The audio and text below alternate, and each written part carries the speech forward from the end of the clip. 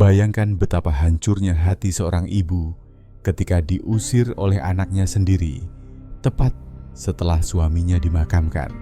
Bu Yati mengira gubuk reot itu adalah akhir dari hidupnya. Namun dia tidak tahu bahwa di balik dinding lapuk itu tersimpan rahasia besar yang akan membalas semua air matanya. Sebelum kita mulai, tolong tulis di kolom komentar dari kota mana kalian menonton video ini.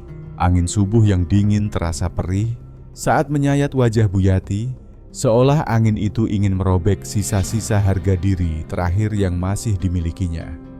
Mata wanita tua itu terasa kering bengkak karena terlalu lama terjaga, namun anehnya tidak ada setetes air mata pun yang jatuh. Air matanya seakan sudah habis mengering sejak bertahun-tahun yang lalu. Karena terlalu lama, menahan pedih terlalu sering menelan rasa lelah dan amarah kini, yang tersisa hanyalah rasa hampa sebuah kekosongan yang rasanya jauh lebih menyakitkan daripada tangisan meraung. Sudah 3 hari sejak suaminya Pak Rahmat tidur di bawah tanah merah pemakaman desa. 3 hari sejak lelaki itu ambruk di halaman depan tanpa peringatan apapun, memegangi dadanya yang sesak, seolah ada pisau tak terlihat yang menusuk jantungnya. Bu Yati melihatnya jatuh saat itu, dan sebelum mantri desa datang, memastikan dia sudah tahu bahwa tidak ada lagi harapan. Serangan jantung itu merenggut nyawa Pak Rahmat dalam sekejap, tanpa ada kata perpisahan, tanpa sempat mengucapkan hal-hal yang selama ini tersimpan di hati. Malam tahlilan terasa sangat panjang. Bu Yati duduk bersimpuh di samping keranda semalaman dengan tasbih tua yang melilit di jari-jarinya yang keriput. Dia terus berzikir, mulutnya komat kamit, meski dia sendiri tidak yakin apakah doa itu keluar dari bibirnya atau hanya bergema di dalam kepalanya yang pening. Tetangga dan warga kampung datang silih berganti membawa beras, gula, dan amplop duka cita. Mereka menepuk bahunya, membisikkan kata-kata sabar yang tidak sanggup dia dengar dengan jelas. Semua suara itu terdengar jauh tenggelam, seolah Bu Yati sedang berada di dasar sumur yang dalam. Ratna, putri perempuannya, ada di sana juga malam itu. Tapi Bu Yati menyadari sesuatu yang ganjil dari tatapan anaknya. Bukan kesedihan yang terpancar di mata Ratna, melainkan sesuatu yang tajam, sesuatu yang penuh perhitungan, seolah sedang menaksir harga barang dagangan. Sedangkan budi anak lelakinya yang tertua hanya berdiri diam di pojokan teras, melipat tangan di dada, wajahnya kaku dan berjarak seolah dia tidak sabar menunggu semua prosesi pemakaman ini segera selesai. Dan ketika semuanya benar-benar selesai, ketika jenazah Pak Rahmat sudah terkubur di pemakaman umum desa di bawah matahari siang yang membakar kulit, Bu Yati berpikir bahwa dia akhirnya bisa istirahat. Dia membayangkan akan duduk di kursi rotan kesayangannya di teras, membiarkan kesedihan merasukinya perlahan. Tapi ternyata tidak. Keesokan paginya Ratna datang ke rumah itu terlalu pagi, jauh lebih pagi dari biasanya. Dia membawa sebuah map kertas tebal di ketiaknya, dan senyum tipis itu senyum kecil yang selalu dia pasang kalau dia sedang menginginkan sesuatu dari orang lain. Budi mengekor di belakangnya diam 1000 bahasa seperti biasa, berpura-pura sibuk memeriksa pesan di telepon genggamnya. Tanpa basa-basi, tanpa ucapan salam, atau menanyakan kabar ibunya, Ratna langsung berkata bahwa mereka harus bicara serius. Bu Yati sedang berada di dapur mengaduk kopi tubruk di dalam panci kecil, rutinitas yang sudah dia lakukan setiap pagi selama 40 tahun terakhir. Dia tidak menoleh tangannya, terus mengaduk sendok kayu, perlahan mencium aroma kopi yang mulai mendidih. Dia bertanya pelan tentang apa yang ingin dibicarakan, meskipun naluri seorang ibu di perutnya sudah memberi sinyal bahaya bahwa dia tidak akan menyukai apa yang akan didengarnya. Ratna menjawab dengan nada datar tentang rumah, tentang harta peninggalan bapak. Dia bilang bahwa dia dan Budi sudah berdiskusi dan mereka sudah membagi semuanya. Tangan Bu Yati berhenti bergerak. Kopi di panci berbuih lembut, menyebarkan wangi pahit yang biasanya menenangkan, wangi yang mengingatkannya pada pagi-pagi damai saat Pak Rahmat masih hidup, saat dunia masih terasa masuk akal. Bu Yati mengulangi kata itu dengan lirih, membagi tanpa berani membalikan badan. Ratna menegaskan bahwa ini adalah jalan terbaik. Budi akan mengambil rumah utama yang besar ini karena dia anak laki-laki tertua. Ratna akan mengambil tanah kebun di belakang dan ternak yang tersisa. Dan ibu lanjut Ratna. Dengan nada ringan ibu sudah punya bagian sendiri yaitu gubuk kecil. Di pinggir lahan tandus itu, gubuk yang dulu pernah bapak masukkan atas nama ibu bertahun-tahun yang lalu. Bu Yati memejamkan mata merasakan lantai ubin di bawah kakinya bergoyang seolah bumi ingin menelannya bulat-bulat. Gubuk itu gubuk reyot dari papan bekas yang nyaris roboh. Memang benar Pak Rahmat pernah mencatatkannya atas nama Bu Yati, tapi bukan untuk ditinggali. Itu hanyalah bangunan gudang tua yang terlupakan terpencil di dekat lahan kering kerontang di ujung desa tempat, di mana tidak ada orang yang mau lewat tempat, di mana ayam pun enggan berteduh. Ratna berkata bahwa semuanya sudah diatur jadi ibu tidak perlu khawatir lagi. Akhirnya Bu Yati berbalik. Dia melihat putrinya berdiri di tengah dapur dengan dagu terangkat tinggi menantang, seolah siap untuk berkelahi jika dibantah. Bu Yati mencoba mengingatkan bahwa ini adalah rumahnya tempat dia hidup bersama Pak Rahmat, seumur hidup tempat dia membesarkan Ratna dan Budi dari bayi. Ratna menyela dengan cepat mengucapkan terima kasih dengan nada yang kosong tapi menegaskan bahwa zaman sudah berubah. Budi punya keluarga sendiri, dia butuh ruang. Ratna juga punya rencana bisnis. Dan ibu kata, Ratna dengan nada merendahkan ibu sudah tua sudah tidak sanggup mengurus rumah sebesar ini. Lebih baik ibu pindah ke tempat yang lebih kecil, lebih tenang. Kata tenang itu terdengar seperti ejekan, seolah mereka sedang mengirimnya ke panti jompo untuk menunggu ajal, bukan mengusirnya ke jalanan. Bu Yati bertanya dengan suara bergetar, bagaimana jika dia tidak mau pergi? Ratna menghela napas panjang, seperti sedang menghadapi anak kecil yang rewel dan bebal. Dia menjelaskan bahwa keputusan sudah dibuat surat-surat, sudah ditandatangani, semuanya sah secara hukum, dan tidak ada jalan kembali.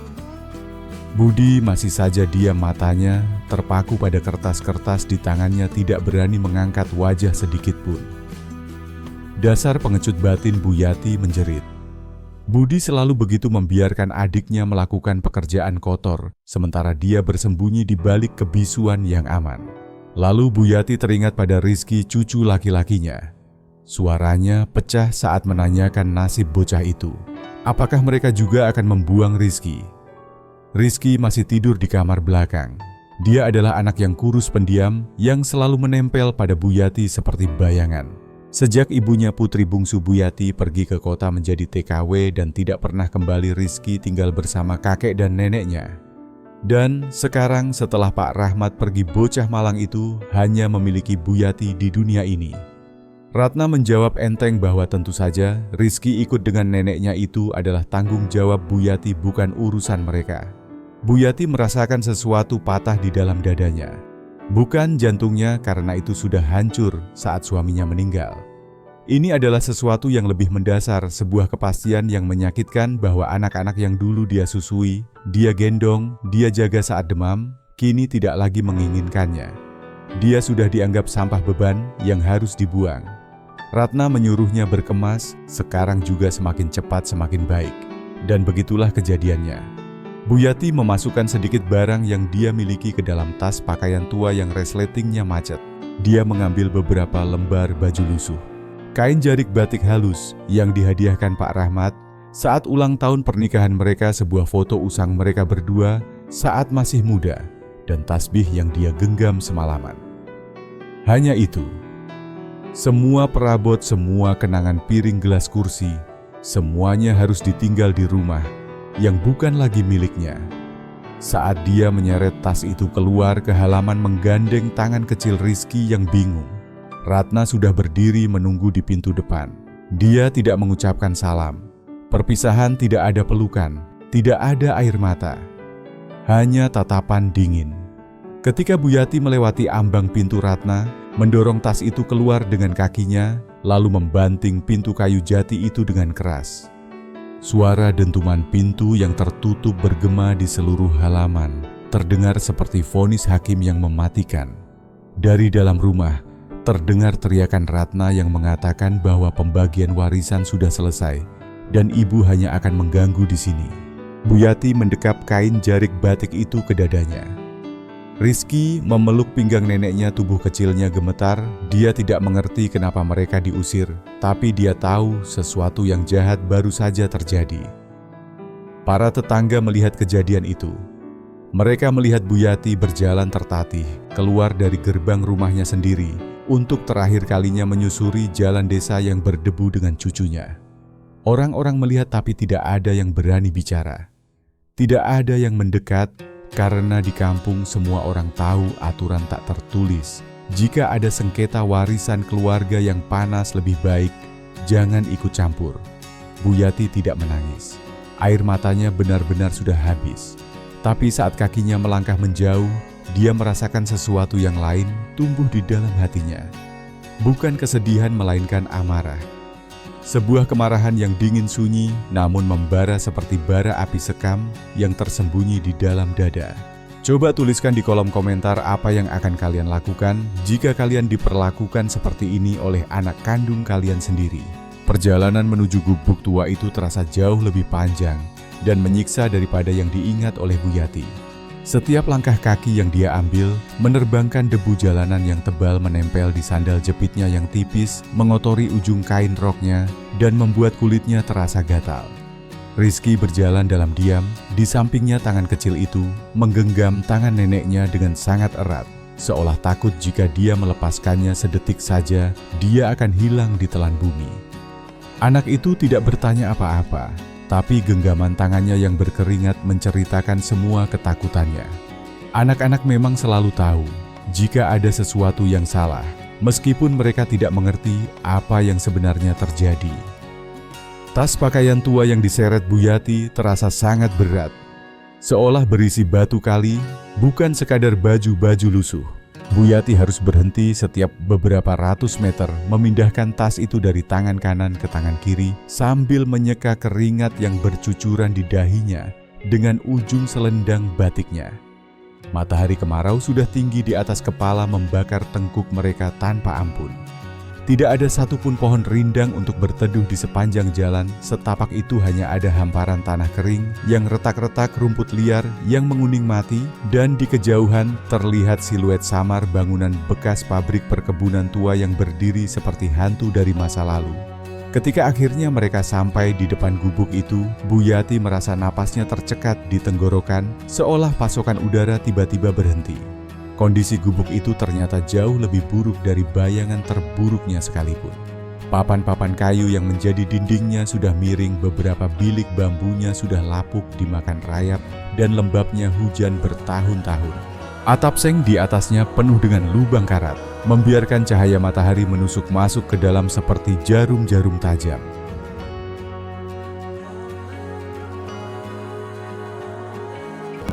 Dan berkarat mengeluarkan bunyi berderit yang menyedihkan saat Buyati mendorongnya pelan untuk membuka. Bau apek langsung memukul hidung mereka. Begitu pintu terbuka, aroma kayu basah, debu tebal yang sudah mengendap tahunan, dan bau kotoran tikus yang menyengat. Itu adalah bau penelantaran, bau sebuah tempat yang sudah lama dilupakan oleh manusia. Buyati melangkah masuk perlahan dengan Rizky yang bersembunyi di balik punggungnya, dan dia bisa merasakan lantai tanah di bawah kakinya tidak rata dan bergelombang. Di dalam sana tidak ada perabotan yang layak. Hanya ada sebuah dipan bambu tua yang tergeletak di pojok ruangan dengan kasur kapuk yang sudah kempis dan bernoda pulau-pulau ompol tikus. Ada sebuah meja berkaki tiga yang goyah, dan sebuah peti kayu bekas yang terbalik. Mungkin dulu digunakan sebagai kursi darurat oleh siapapun yang pernah singgah di sini. Cahaya matahari masuk melalui celah-celah dinding bilik bambu yang lebar. Angin berhembus masuk seenaknya dari segala arah bersiul pelan, seolah gubuk itu sendiri sedang mendesah karena kelelahan menahan beban atapnya sendiri. Rizky berbisik dengan suara yang sangat kecil bertanya, apakah mereka benar-benar akan tinggal di tempat mengerikan ini? Hati Buyati rasanya seperti diiris sembilu mendengar pertanyaan polos itu. Dia ingin berteriak, tidak, dia ingin bilang bahwa ini hanya mimpi buruk, sementara bahwa besok mereka akan pindah ke rumah yang layak. Tapi Buyati tidak pandai berbohong, dia tidak pernah bisa membohongi cucunya. Dia berjongkok mensejajarkan wajahnya dengan wajah Rizky lalu berkata bahwa, ya, mereka akan tinggal di sini. Tapi dia berjanji mereka akan memperbaikinya bersama-sama. Mereka akan membuatnya menjadi tempat yang nyaman. Rizky menatapnya dengan mata bulat yang berkaca-kaca, penuh ketakutan dan kebingungan. Tapi bocah itu mengangguk pelan, karena dia percaya pada neneknya, karena dia tidak punya siapa-siapa lagi di dunia ini selain neneknya. Buyati menegakkan badannya kembali, lalu meletakkan tas berat itu di atas tanah. Dia melepas selendang batik lusuh dari lehernya, melipatnya dengan rapi, dan meletakkannya di atas meja reyot itu. Kemudian dia menarik napas panjang menggulung lengan kebaya lusuhnya dan mulai melakukan satu-satunya hal yang bisa dia lakukan saat hidupnya hancur berantakan. Dia mulai bekerja. Pertama-tama dia menyapu lantai tanah itu dengan sapu lidi rombeng yang dia temukan tergeletak di luar. Debu beterbangan ke udara membentuk awan coklat yang membuat mereka batuk-batuk. Rizky mencoba membantu memunguti daun-daun kering yang berserakan dengan tangan kecilnya, tapi dia malah berakhir dengan wajah dan tangan yang cemong oleh debu hitam. Setelah lantai sedikit bersih, Buyati memeriksa celah-celah di dinding. Ada terlalu banyak lubang. Angin malam pasti akan masuk dengan jahat nanti. Buyati mengambil kembali selendang batiknya, selendang yang penuh kenangan itu, dan dengan berat hati menggunakannya untuk menyumbat lubang terbesar di dinding dekat dipan bambu. Itu tidak cukup untuk menutupi semuanya, tapi setidaknya bisa sedikit menahan angin. Rizky disuruhnya keluar untuk mencari batu-batu kali di sekitar halaman. Buyati berpesan agar dia jangan pergi jauh-jauh, harus tetap terlihat dari pintu. Bocah itu berlari keluar sedikit senang karena punya tugas. Buyati memperhatikannya dari celah pintu yang miring, melihat cucunya berjongkok memunguti batu mengumpulkannya di dalam lipatan kaosnya, seolah itu adalah harta karun. Dan Buyati kembali merasakan sesak di dadanya. Anak sekecil itu tidak pantas hidup seperti ini di tempat di mana tikus got pun mungkin akan berpikir dua kali untuk bersarang. Rasa lapar mulai melilit perut mereka.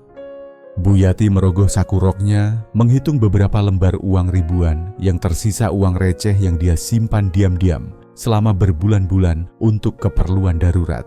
Dan sekarang keadaan darurat itu benar-benar telah tiba. Mereka berjalan kaki kembali ke arah desa menuju warung Pak Asep yang terletak di perbatasan kampung. Perjalanan bolak-balik itu menguras sisa tenaga tuanya.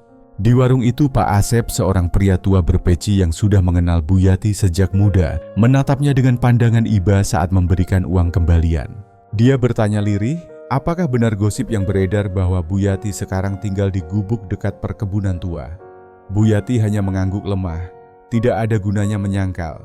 Tidak ada gunanya juga menjelaskan panjang lebar. Dia membeli 1 liter beras, sebungkus garam, sedikit ikan asin dan minyak goreng curah dalam plastik kecil.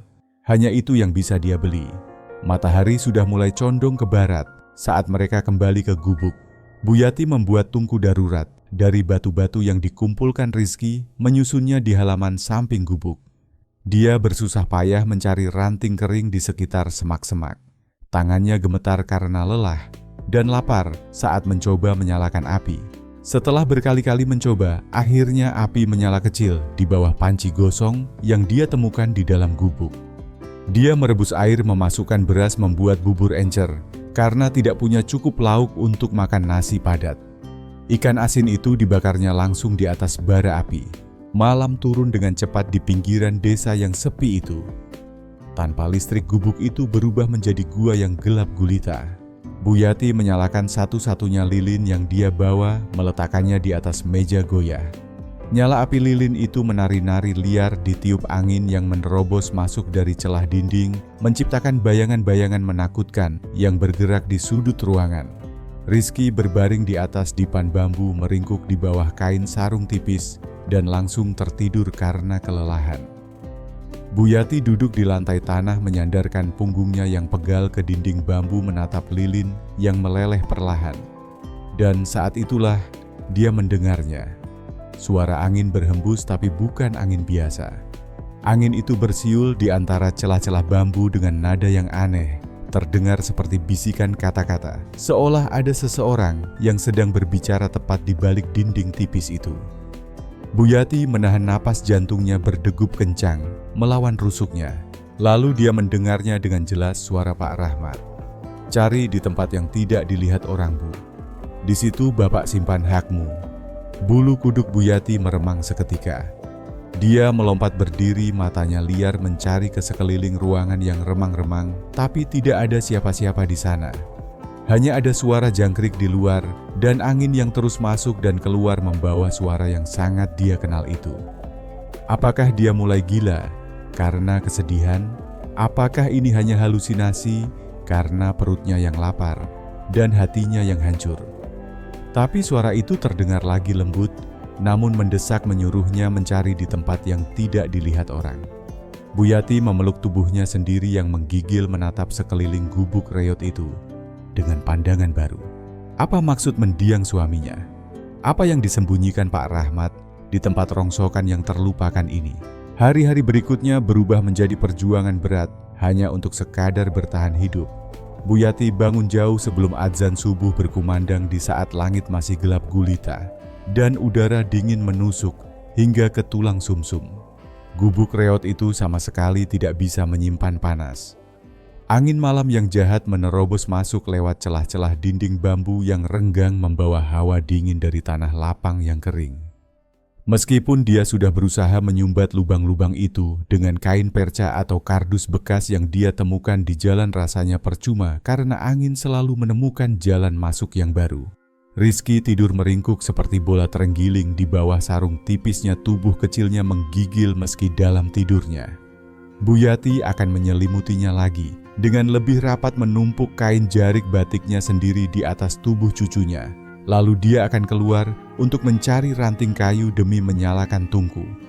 Kayu bakar semakin sulit dicari di sekitar situ.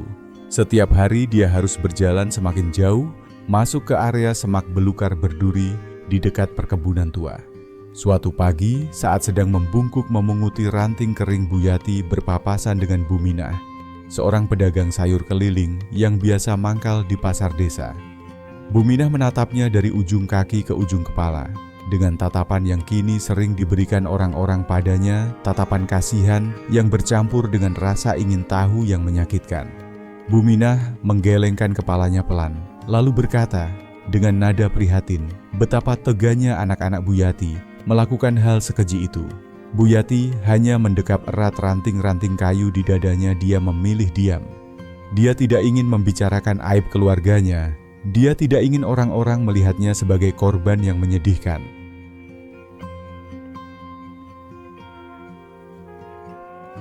Dia sudah tahu sifat Ratna yang licik sejak dulu, tapi tidak menyangka kalau Ratna tega mengusir ibu kandungnya sendiri. Kata-kata Bu Minah itu membuat luka di hati Bu Yati semakin perih, seolah ditetesi perasan jeruk nipis. Namun ada hal lain yang lebih mengganggu pikiran Bu Yati daripada omongan tetangga. Suara Pak Rahmat. Sudah 3 malam berturut-turut dia mendengar suara suaminya terbawa angin. Setiap kali suasana hening dan Rizky sudah terlelap, suara itu kembali lagi. Berbisik lembut di antara celah dinding, menyuruhnya mencari di tempat yang tidak dilihat orang. Awalnya Bu Yati mengira itu hanya imajinasinya, efek dari rasa lapar dan duka yang mendalam. Tapi setiap malam, suara itu terdengar semakin jelas, semakin mendesak, seolah arwah Pak Rahmat benar-benar ada di sana, berdiri tepat di balik dinding tipis itu, berusaha menyampaikan pesan yang sangat penting. Malam itu Bu Yati sudah tidak tahan lagi. Dia bertanya pada kegelapan, bertanya pada angin kosong di mana sebenarnya dia harus mencari. Dia menangis tanpa suara, merasa frustrasi karena tidak mengerti teka-teki itu. Namun angin terus bersiul membawa aroma tanah kering dan kesepian. Mungkin dia memang sudah gila. Mungkin otaknya sudah rusak karena terlalu banyak penderitaan. Tapi hati kecilnya berkata lain. Hati kecilnya meyakinkan bahwa suaminya sedang mencoba menolongnya. Cari di tempat yang tidak dilihat orang. Bu Yati duduk termenung di lantai tanah. Ingatannya melayang ke masa lalu. Dia ingat Pak Rahmat yang selalu bekerja keras, pulang dengan tangan kasar penuh tanah, tapi selalu tersenyum padanya. Pak Rahmat pernah berjanji bahwa suatu hari nanti mereka akan memiliki sesuatu yang berharga. Kenapa suaminya mendaftarkan gubuk rongsokan ini atas nama Bu Yati bertahun-tahun yang lalu? Kenapa tempat yang begitu menyedihkan ini yang dipilih? Keesokan harinya, setelah mengantar Rizky berjalan kaki jauh ke sekolah, Bu Yati mulai memeriksa seluruh isi gubuk itu dengan teliti. Dia meraba setiap jengkal dinding bambu mencari sesuatu yang terasa aneh. Dia menggeser dipan, mengangkat kasur kapuk yang berat, memeriksa kolongnya, tapi hanya menemukan debu tebal. Dia bahkan menggali sedikit lantai tanah di sudut-sudut ruangan dengan tangannya sampai kuku-kukunya hitam kotor. Nihil, tidak ada apa-apa. Bu Yati jatuh terduduk merasa kalah. Tubuhnya sakit semua dan rasa putus asa mulai merayap naik mencekik lehernya. Mungkin ini semua memang hanya ilusi dari wanita tua yang menyedihkan. Malamnya dia berbaring di lantai di samping dipan Rizky, mencoba memejamkan mata. Tapi suara itu datang lagi, kali ini lebih tegas, lebih dekat. Di balik papan Bu, di situ ada kebenaran. Di situ ada niat jahat Ratna yang Bapak gagalkan. Mata Bu Yati terbuka lebar seketika. Jantungnya berpacu cepat. Dia bangkit perlahan, berusaha tidak membangunkan cucunya. Dalam keremangan cahaya bulan yang menyusup masuk, dia menatap dinding di dekat kepala dipan. Ada satu bagian papan kayu yang terlihat sedikit berbeda. Warnanya sedikit lebih muda, seolah papan itu pernah diganti atau dipasang ulang belum lama ini. Belum lama ini, dengan tangan gemetar hebat Bu Yati mendekat. Dia mengetuk pelan papan itu dengan jari telunjuknya. Bunyinya terdengar kopong, berbeda dengan papan lain yang padat. Di situ, pasti di situ, Bu Yati mencari alat untuk mencongkel. Dia menemukan pisau dapur tua yang tumpul di dalam tas pakaiannya. Dia berlutut di depan dinding itu, lalu dengan hati-hati dia menyelipkan ujung pisau ke celah papan kayu tersebut. Kayu itu berderit pelan saat dia menekan. Napasnya tertahan. Dia menekan lebih kuat sampai akhirnya papan itu terlepas dengan suara retakan kering.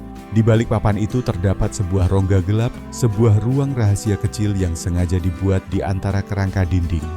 Dan di dalam rongga itu ada sesuatu. Tangan Bu Yati gemetar tak terkendali saat dia merogoh ke dalam. Jari-jarinya menyentuh sesuatu yang terbungkus plastik tebal.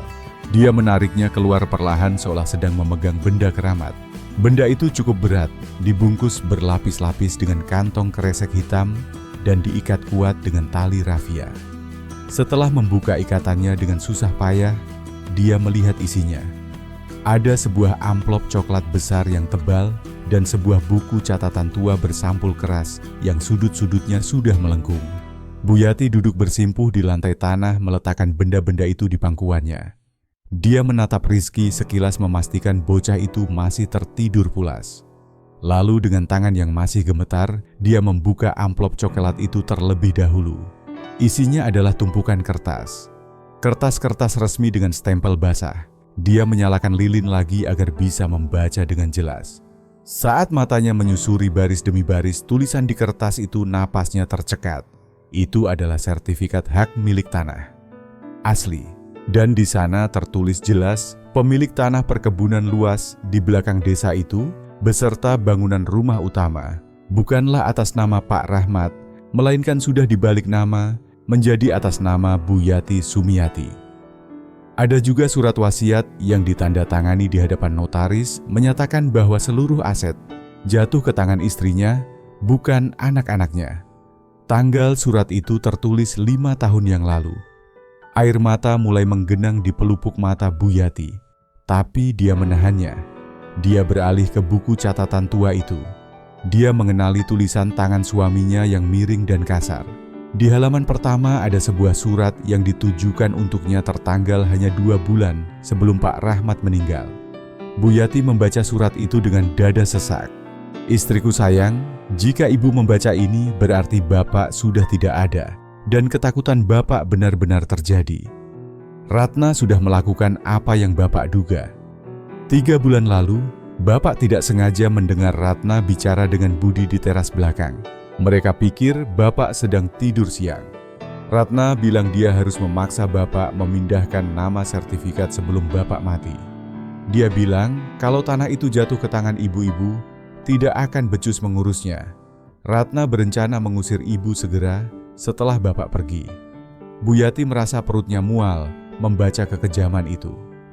Bapak sakit hati mendengarnya, Bu. Tapi bapak diam saja pura-pura tidak tahu. Besoknya bapak diam-diam pergi ke kota menemui Pak Handoko notaris yang jujur itu. Bapak memindahkan semuanya atas nama ibu secara sah. Surat-surat yang mungkin dipegang Ratna sekarang itu palsu atau hanya salinan lama yang sudah tidak berlaku. Air mata Buyati akhirnya tumpah membasahi pipinya yang keriput. Bapak sengaja merenovasi sedikit dinding gubuk ini dan menyembunyikan surat aslinya di sini. Bapak tahu Ratna sangat serakah, tapi dia juga sombong. Dia tidak akan mau menginjakkan kaki di gubuk reyot ini. Dia pasti akan membuang ibu ke sini. Justru di tempat sampah inilah Bapak menyembunyikan harta yang akan menyelamatkan ibu. Tanah ini milikmu, Bu. Nilainya miliaran jika dijual cukup untuk membiayai hidupmu dan sekolah Rizky sampai sarjana. Jangan biarkan mereka mengambilnya. Lawan mereka, Bu. Di akhir surat itu Pak Rahmat menulis pesan yang membuat tangis Buyati pecah tanpa suara. Maafkan Bapak, tidak memberitahu langsung karena Bapak takut ibu tidak pandai menyembunyikan rahasia di depan Ratna. Ibu wanita yang kuat, lebih kuat dari yang ibu kira. Bapak mencintaimu dulu, sekarang dan selamanya. Buyati mendekap buku catatan itu erat-erat ke dadanya, membiarkan air matanya meresap ke sampul kerasnya. Dia menangis untuk suaminya yang begitu bijaksana, yang melindunginya bahkan dari balik liang kubur. Dia menangis karena rasa sakit dikhianati anak sendiri, tapi di saat yang sama, dia merasakan kekuatan baru menjalar di nadi-nadinya. Selama berhari-hari, dia merasa seperti sampah yang dibuang. Tapi malam ini di bawah cahaya lilin yang remang-remang, dia menyadari bahwa dia memegang senjata yang mematikan. Dia memegang kebenaran. Ratna mungkin punya rumah besar dan mobil, tapi Buyati punya bukti hukum yang sah. Dia menyeka air matanya dengan kasar menggunakan ujung lengan kebayanya. Tidak ada lagi waktu untuk meratap. Besok pagi dia akan pergi ke kota. Dia akan mencari Pak Handoko seperti yang diminta suaminya. Perang ini belum berakhir, justru baru saja akan dimulai.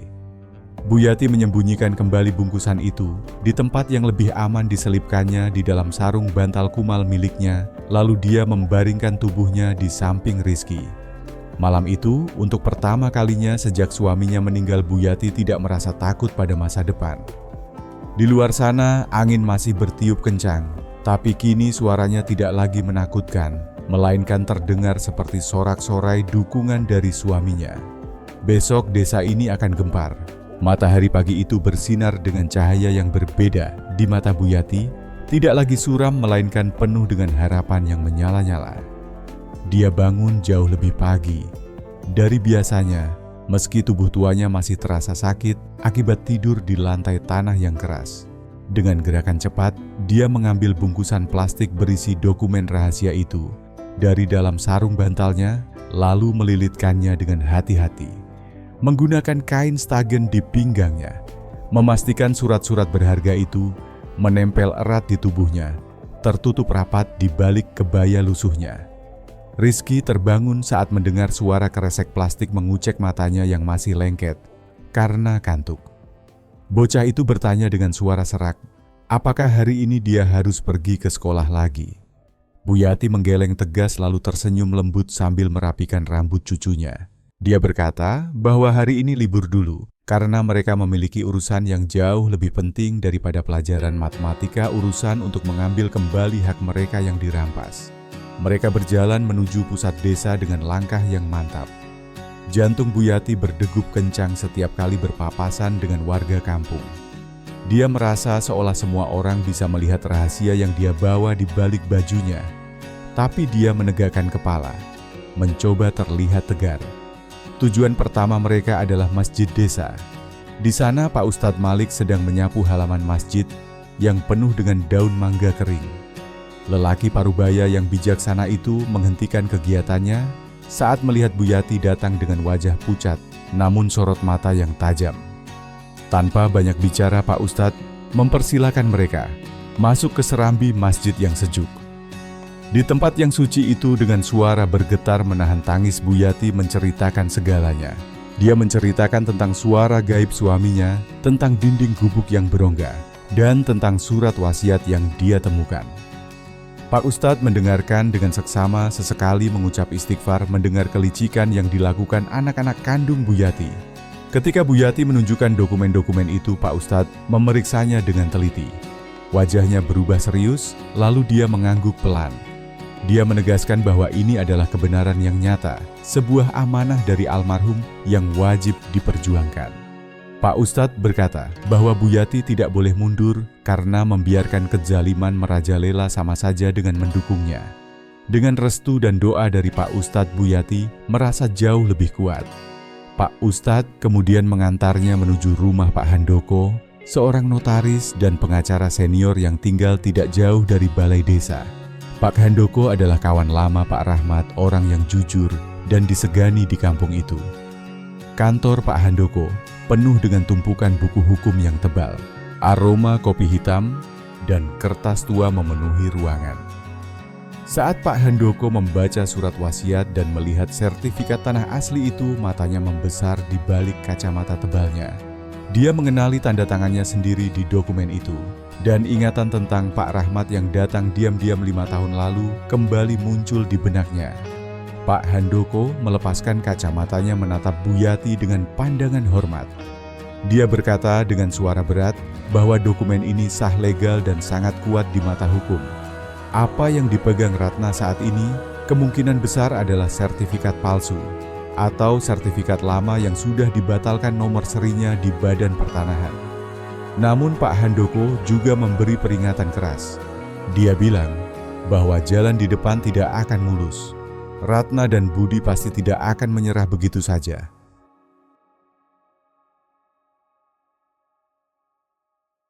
Untuk saksi palsu, tapi Pak Handoko berjanji dia akan membela Buyati sampai titik darah penghabisan, tanpa memungut biaya sepeser pun demi menghormati persahabatannya dengan almarhum Pak Rahmat. Sore harinya Buyati kembali ke gubuk reot itu dengan perasaan yang campur aduk.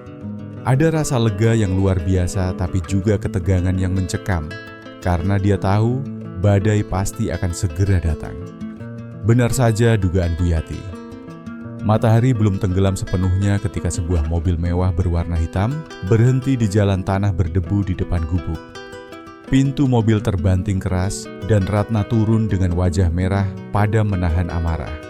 Gaun mahalnya yang bersih terlihat sangat kontras dengan lingkungan kumuh tempat ibunya tinggal. Sepatu hak tingginya kesulitan menapak di tanah yang tidak rata. Kabar di kampung memang menyebar lebih cepat dari api. Ratna pasti sudah mendengar dari mata-matanya bahwa ibunya terlihat masuk ke kantor Pak Handoko bersama Pak Ustadz. Buyati menyuruh Rizky masuk ke dalam gubuk dan menutup pintu. Dia berdiri di halaman menghadapi putrinya sendirian dengan tangan bersedekap di dada, melindungi surat-surat yang masih dia simpan di balik bajunya. Ratna mendekat dengan langkah lebar, napasnya memburu. Dia tidak menyapa, tidak bertanya kabar, melainkan langsung melontarkan tuduhan. Dia bertanya dengan nada tinggi apa yang sedang direncanakan ibunya dengan pengacara tua itu. Dia menuduh Buyati sedang berusaha mempermalukan keluarga dengan menyebar fitnah kemana-mana. Buyati menjawab dengan tenang, jauh lebih tenang dari yang dia duga. Dia berkata bahwa dia hanya mencari keadilan, mencari apa yang sebenarnya menjadi haknya. Mendengar itu Ratna tertawa sinis, tawa yang terdengar kering dan menyakitkan. Dia merubah taktiknya. Wajah marahnya berubah menjadi topeng kepedulian yang palsu. Dia melunakkan suaranya mencoba membujuk. Ratna menawarkan uang. Dia menyebut angka puluhan juta rupiah, jumlah yang sangat besar bagi orang miskin. Dia bilang uang itu cukup untuk memperbaiki gubuk ini, cukup untuk makan enak setiap hari, asalkan Buyati mau menandatangani surat pernyataan pelepasan hak waris dan berhenti menemui pengacara. Itu adalah tawaran yang menggiurkan bagi siapa saja yang sedang kelaparan. Tapi Buyati tidak bergeming. Dia menatap mata putrinya lurus-lurus dan berkata, "Tidak, dia tidak butuh uang suap. Dia butuh kebenaran." Penolakan itu membuat topeng Ratna runtuh seketika. Wajah aslinya yang kejam kembali muncul. Dia melangkah maju menunjuk wajah ibunya dengan jari telunjuk yang berkuku tajam. Nada suaranya berubah menjadi ancaman yang mengerikan. Ratna berkata, jika Bu Yati berani melawan, dia akan menggunakan semua koneksi dan uangnya untuk menghancurkan hidup ibunya. Ratna bahkan mengancam akan melaporkan Bu Yati ke polisi atas tuduhan pemalsuan dokumen dan pencemaran nama baik. Dia mengingatkan bahwa penjara adalah tempat yang sangat dingin untuk wanita tua renta. Dan yang paling menyakitkan, dia mengancam akan mengambil Rizky dengan alasan Bu Yati sudah terlalu tua dan miskin untuk mengurus anak kecil, sehingga dinas sosial akan menyerahkan hak asuh anak itu kepadanya. Ancaman tentang Rizky membuat darah Bu Yati mendidih, tapi dia tidak mundur selangkah pun. Untuk pertama kalinya dalam hidupnya, dia tidak menunduk di hadapan anaknya yang dominan. Bu Yati membalas dengan suara rendah namun penuh wibawa. Dia berkata, silakan saja Ratna mencoba. Silakan habiskan uangnya untuk menyewa pengacara mahal. Karena kebenaran tidak bisa dibeli dan doa orang yang teraniaya akan menembus langit. Ratna terdiam terkejut melihat keberanian ibunya yang tiba-tiba muncul entah dari mana. Dia mendengus kasar lalu berbalik badan dengan angkuh. Sebelum masuk ke mobilnya, dia menoleh dan memberikan peringatan terakhir bahwa Bu Yati akan menyesali keputusannya hari ini. Mobil itu melaju pergi meninggalkan debu tebal yang menyesakkan dada.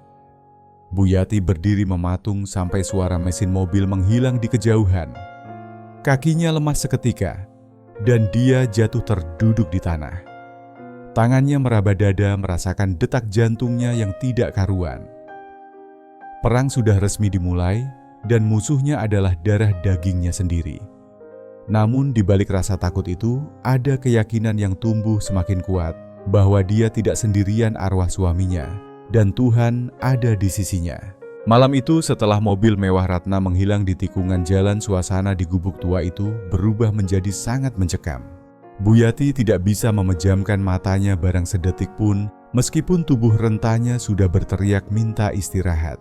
Setiap kali angin malam menggoyangkan dinding bambu, atau setiap kali ada suara ranting patah di kejauhan jantungnya, seakan mau copot karena ketakutan. Ancaman Ratna terngiang-ngiang di kepalanya seperti rekaman rusak yang diputar berulang-ulang. Dia takut Ratna akan mengirim orang-orang jahat untuk menyakiti mereka, atau lebih parah lagi menculik Rizky saat mereka sedang lengah. Bu Yati duduk bersimpuh di dekat pintu depan yang engselnya sudah rusak, memeluk sebuah balok kayu bekas yang dia temukan di halaman. Balok itu berat dan kasar, tapi itulah satu-satunya senjata yang dia miliki untuk melindungi nyawa cucunya. Matanya menatap tajam ke arah kegelapan yang menyelimuti ladang kering. Di luar telinganya dipasang waspada, menyaring setiap suara yang mencurigakan di tengah sunyinya malam.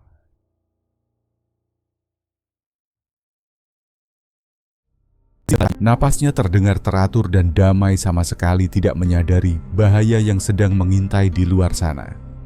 Menjelang tengah malam, ketakutan Bu Yati memuncak. Dia mendengar suara langkah kaki yang berat mendekat ke arah gubuk. Langkah itu bukan langkah hewan liar, melainkan langkah manusia. Ada lebih dari satu orang. Suara gesekan sandal di tanah berdebu terdengar jelas. Bu Yati mengeratkan pegangannya pada balok kayu. Keringat dingin mengucur di punggungnya. Dia siap memukul siapa saja yang berani mendobrak pintu itu. Seseorang berhenti tepat di depan pintu. Bu Yati menahan napas. Namun bukannya suara bentakan kasar atau dobrakan pintu yang terdengar, melainkan suara ketukan pelan yang sopan, diikuti oleh suara batuk kecil yang sangat dia kenal. Sebuah suara laki-laki tua memanggil namanya dengan lembut dari luar, meminta izin untuk mendekat, agar tidak membuatnya kaget. Bu Yati mengintip sedikit dari celah dinding bambu. Di bawah sorot cahaya bulan yang remang-remang, dia melihat sosok Pak Maman, tetangga sepuh yang tinggal sendirian di gubuk tak jauh dari sana. Pak Maman tidak datang sendirian, dia membawa lampu Petromax tua di satu tangan dan sebuah bungkusan besar di tangan lainnya.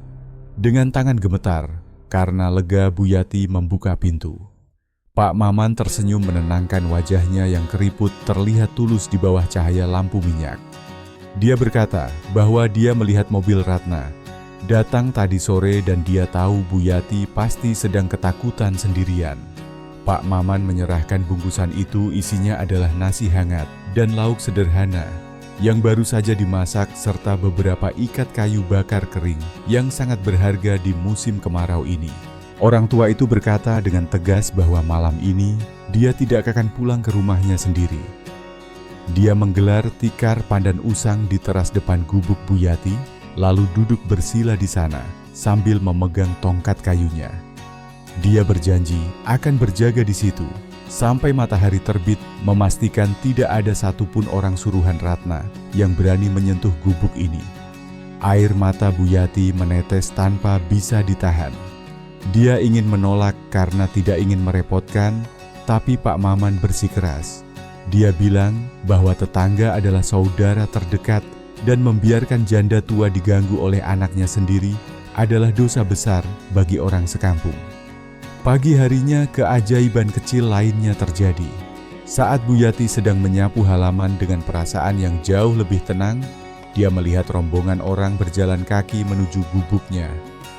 Awalnya dia panik mengira itu adalah serbuan, tapi kemudian dia melihat wajah-wajah yang dia kenal. Itu adalah warga kampung, orang-orang sederhana yang hidupnya juga pas-pasan. Ada Bu Minah si penjual sayur, ada Kang Asep pemilik warung, ada Mas Ujang si tukang ojek, dan beberapa ibu-ibu pengajian. Mereka tidak datang dengan tangan kosong. Masing-masing membawa sesuatu di tangan mereka. Ada yang membawa beras sekantong plastik, ada yang membawa minyak goreng telur gula, bahkan ada yang membawa selimut tebal yang masih layak pakai. Mereka meletakkan barang-barang itu di atas meja reot di dalam gubuk seolah sedang memberikan persembahan. Bu Yati bingung, lidahnya kelu, tidak tahu harus berkata apa melihat kebaikan yang tiba-tiba membanjiri rumahnya yang sempit itu. Bu Minah maju ke depan memegang tangan Bu Yati dengan erat. Dia berkata bahwa gosip sudah beredar luas dan kali ini warga desa memilih untuk tidak diam saja. Mereka tahu Bu Yati sedang berjuang melawan Ratna dan mereka datang untuk memberikan dukungan, bukan hanya dukungan moral, tapi juga dukungan kesaksian. Ternyata Bu Yati bukan satu-satunya korban kejahatan Ratna. Satu persatu, para tetangga itu mulai bercerita menumpahkan kekesalan yang selama ini mereka pendam karena takut pada kekuasaan Ratna. Kang Asep bercerita dengan nada berapi-api bahwa 2 tahun lalu Ratna menipunya dalam urusan jual beli tanah sawah. Ratna memalsukan tanda tangan Kang Asep di kwitansi, membuat seolah-olah Kang Asep sudah menerima pembayaran lunas padahal dia baru menerima uang muka sedikit. Kang Asep kehilangan tanah warisannya dan tidak berani melawan karena diancam. Mas Ujang si tukang ojek juga angkat bicara. Dia bercerita bahwa Ratna pernah meminjamkan uang padanya dengan bunga yang sangat tinggi, mencekik leher sampai motor satu-satunya yang dia pakai untuk mencari nafkah disita paksa oleh preman suruhan Ratna, padahal hutang pokoknya sudah lunas. Ibu-ibu yang lain juga punya cerita serupa tentang arisan yang uangnya dibawa lari, tentang janji-janji manis investasi bodong yang ditawarkan Ratna, tentang fitnah keji yang disebar Ratna untuk menjatuhkan saingan bisnisnya.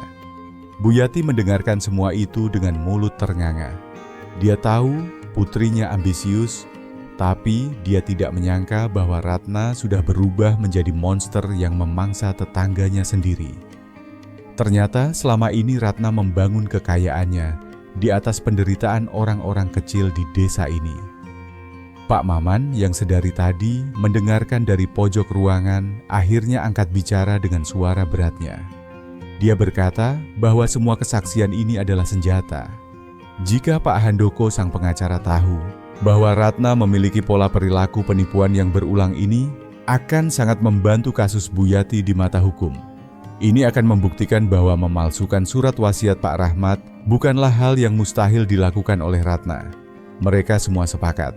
Warga desa yang selama ini diam karena takut kini berani bersuara karena melihat keberanian Bu Yati. Mereka berjanji siap menjadi saksi, siap datang ke kantor notaris, siap menceritakan kebusukan Ratna di hadapan pejabat hukum. Buyati merasakan gelombang kekuatan baru yang dahsyat. Dia tidak lagi merasa seperti nenek tua yang sebatang kara. Dia memiliki pasukan. Dia memiliki doa orang-orang teraniaya yang kini bersatu di belakangnya. Siang itu gubuk reot itu terasa hangat, bukan karena matahari kemarau tapi karena semangat kebersamaan. Buyati memasak nasi dari beras sumbangan warga, menggoreng telur dadar, dan mereka makan bersama di lantai tanah dengan lahap. Rizky tertawa riang mendengar lelucon Mas Ujang melupakan ketakutan yang sempat menghantuinya semalam. Setelah makan, Buyati bersiap-siap lagi. Kali ini dia tidak pergi sendiri. Ditemani oleh Pak Maman dan Bu Minah, dia akan kembali menemui Pak Handoko untuk menyerahkan daftar nama saksi-saksi ini. Ratna mungkin punya uang dan kekuasaan, tapi dia tidak punya hati nurani. Dan hari ini, hati nurani warga desa telah bangkit untuk melawannya. Perang ini akan segera berakhir, dan Buyati bertekad kali ini, kebenaranlah yang akan memegang palu hakim. Hari penentuan itu akhirnya tiba, ditandai dengan langit. Pagi yang mendung, menggantung seolah alam semesta sedang menahan napasnya menunggu siapa yang akan menang. Buyati mengenakan satu-satunya kebaya bagus, yang tersisa kebaya lama berwarna krem yang sudah agak longgar di badannya yang kurus. Dia menyisir rambut Rizky dengan rapi, membedaki wajah cucunya, dan berbisik pelan bahwa hari ini Tuhan akan menunjukkan mana yang hak dan mana yang batil.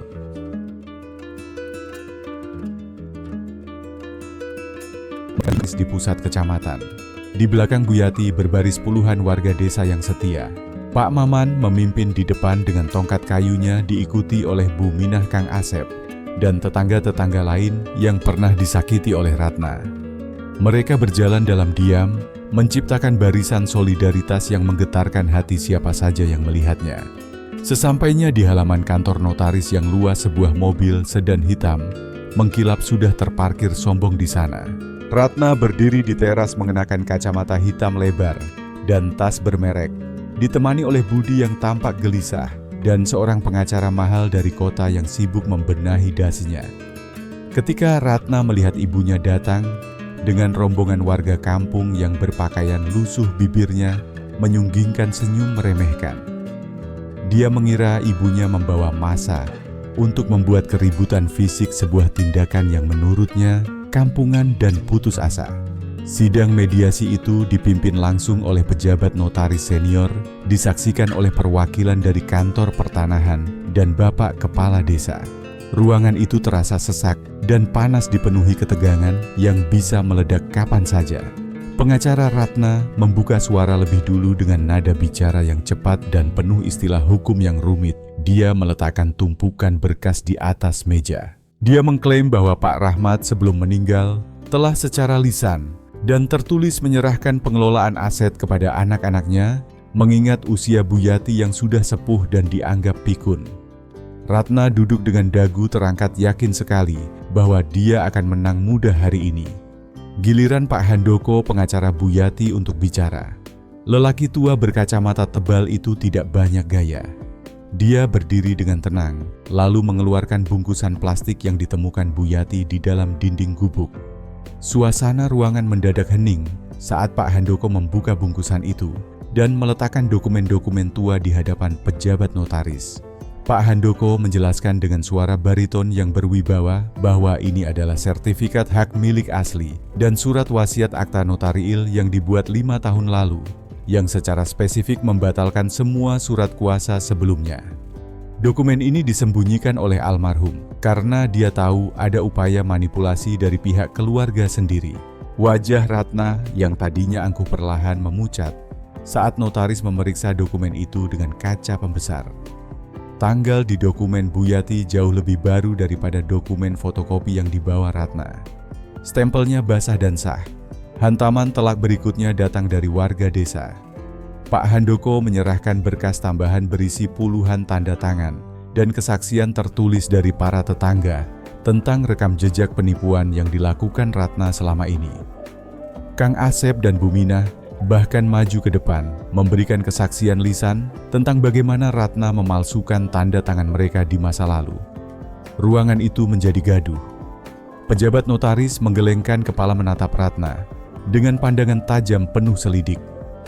Integritas Ratna hancur seketika di ruangan itu. Bukti kebiasaan menipunya memperkuat dugaan bahwa dia juga mencoba menipu ibunya sendiri. Akhirnya palu keputusan diketuk. Pejabat notaris menyatakan bahwa dokumen yang dibawa Bu Yati adalah satu-satunya dokumen yang sah dan berkekuatan hukum tetap.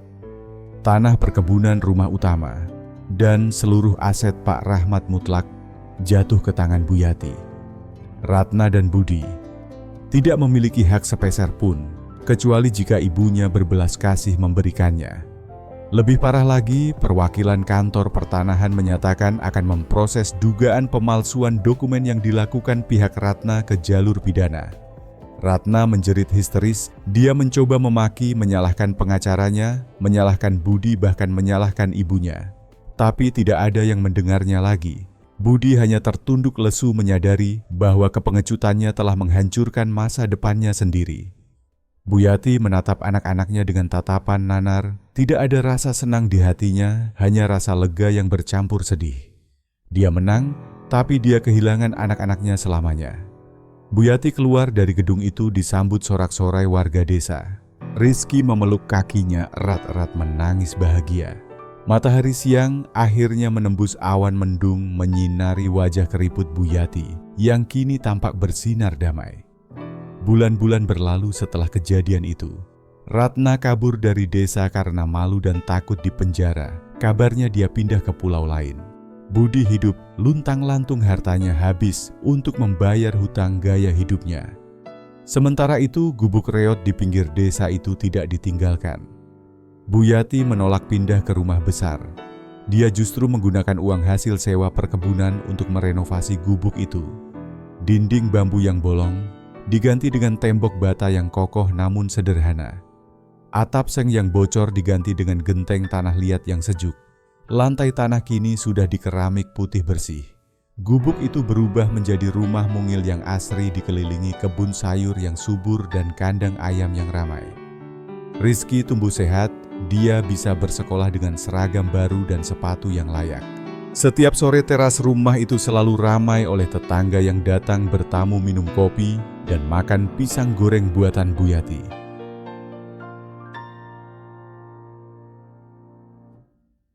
Barunya di teras memandang matahari terbenam yang mewarnai langit dengan semburat jingga. Angin sore berhembus pelan menggoyangkan daun-daun pohon mangga. Dan sekali lagi dia mendengarnya. Bukan suara bisikan hantu, melainkan suara kenangan di dalam hatinya. Suara Pak Rahmat yang seolah berkata, "Kau berhasil, Bu. Kau berhasil menjaga martabat kita." Bu Yati tersenyum menyesap teh hangatnya. Dia telah membuktikan bahwa kebenaran bisa saja disembunyikan di dalam dinding gubuk reot, ditutupi debu dan kemiskinan, tapi pada akhirnya kebenaran akan selalu menemukan jalan untuk bersinar membakar hangus segala kebohongan. Sahabat, semua kisah perjuangan Bu Yati dan gubuk tuanya ini bukanlah sekadar dongeng tentang sengketa harta warisan semata. Ini adalah cermin bening bagi kita semua yang masih memiliki orang tua di rumah. Seringkali manusia silau oleh kemewahan dunia, tertipu oleh rumah gedung yang tinggi, atau mobil mewah yang mengkilap, sampai-sampai mereka lupa pada sosok rapuh yang dulu melahirkan dan membesarkan mereka. Ratna dengan segala kesombongannya berpikir bahwa dia bisa membuang ibunya seperti barang bekas. Dia mengira bahwa dengan menyingkirkan Bu Yati ke gubuk reot itu, dia telah memenangkan segalanya.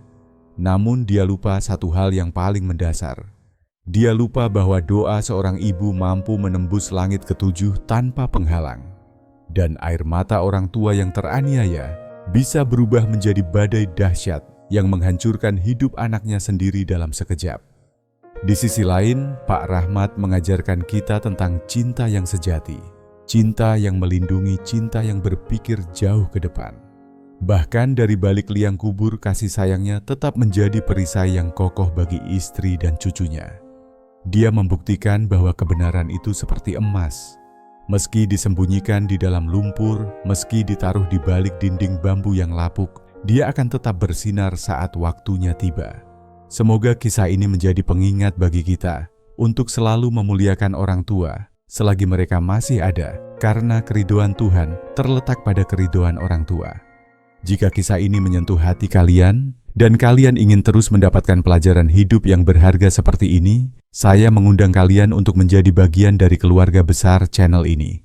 Silakan tekan tombol subscribe di bawah sana agar kita bisa terus belajar bersama dan mengambil hikmah dari setiap cerita kehidupan. Sampai jumpa di kisah selanjutnya.